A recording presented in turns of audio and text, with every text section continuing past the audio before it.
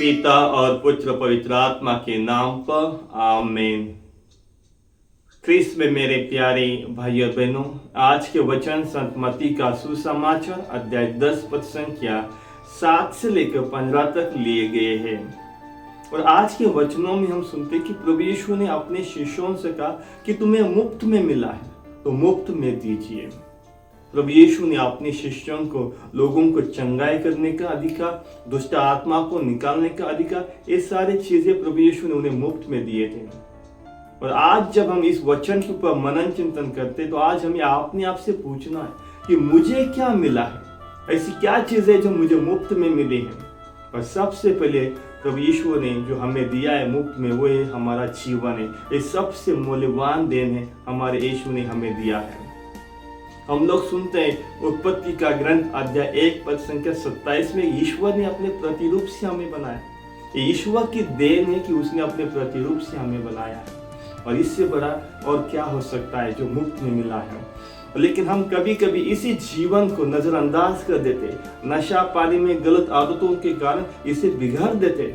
लेकिन आज प्रभु यीशु हमें फिर से याद देते कि ये जीवन मुफ्त में मिला है और इसीलिए इस जीवन को हमें ईश्वर के काम के लिए, उनके राज्य के लिए हमें अपने जीवन का समर्पण करना है। प्रेम, दया, शांति के मार्ग पे चलकर सत्य के राह पे चलने के लिए प्रभु यीशु आज हमें बुलाते हैं। और साथ ही साथ ख्रीस्त में मेरे प्यारे भाई और बहनों, दूसरी चीज जो हमें मुफ्त में मिली है वो है समय। ईश्वर ने जो हमें समय प्रदान किया है वो ईश्वर की देन है। लेकिन कई बार हम इसे फालतू की बातों में हम इसे बर्बाद कर देते हैं। मोबाइल में, इंटरनेट पे, इन सारी चीज़ों को हम लोग इतने व्यस्त हो गए कि हम भूल जाते कि जो समय हमें मूल्यवान समय मिला है वो ईश्वर की गुणगान स्तुति महिमा करने के लिए, कुछ बन के दिखाने के लिए ईश्वर ने हमें दिए। लेकिन हम इस समय का दुरुपयोग करने लगते हैं। और आज फिर से प्रभु यीशु याद दिलाते कि जो हमें मुफ्त में मिला है उसका सही तरीके से आज हमें इस्तेमाल करते हुए ईश्वर की स्तुति करना है। और साथ ही साथ तीसरी चीज जो हमें ईश्वर ने मुफ्त में दी है वो है हमारा परिवार। परिवार के सदस्य, माता पिता, भाई बहन, ये सारी ईश्वर ने हमें एक मुफ्त में दी हुई देन है।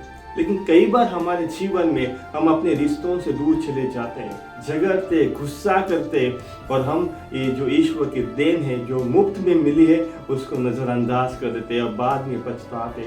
और साथ ही साथ चौथी चीज़ जो ईश्वर ने हमें मुफ्त में दी है वह है प्रकृति।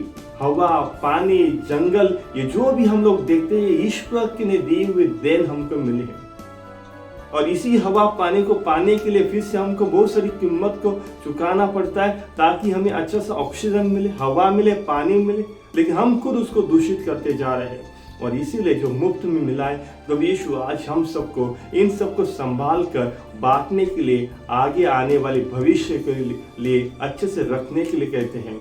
और इसीलिए आज के इन वचनों के लिए हम ईश्वर को धन्यवाद देते और साथ ही साथ प्रार्थना करते जो चीज़ें हमें मुफ्त में मिली है उन सबको संभाल कर, अच्छा से संभाल कर ईश्वर की देन को ईश्वर की महिमा के लिए इस्तेमाल करें। जो है विशेषकर हमारा जीवन है, हमारा समय, हमारा परिवार और जो प्रकृति ईश्वर ने हमें दी है, इन सबको जो मुफ्त में मिला है उसको अच्छी तरह से इस्तेमाल करते हुए लोगों की सेवा के लिए, ईश्वर की महिमा के लिए, हम ईश्वर के गुणगान करने के लिए इसे हमारे जीवन में हमेशा याद रखें। जो मुफ्त में मिला है हमें लोगों को मुफ्त में बांटना है, ईश्वर का प्यार, प्रेम, दया और शांति। तो चलिए आज के वचनों के लिए हम ईश्वर को धन्यवाद देते, ईश्वर की स्तुति और महिमा करते हैं। पिता, पुत्र व पवित्र आत्मा की बड़ाई होवे, जैसे वह आदि में थी, अब है और अंतकाल तक सदा रहेगी। आमीन।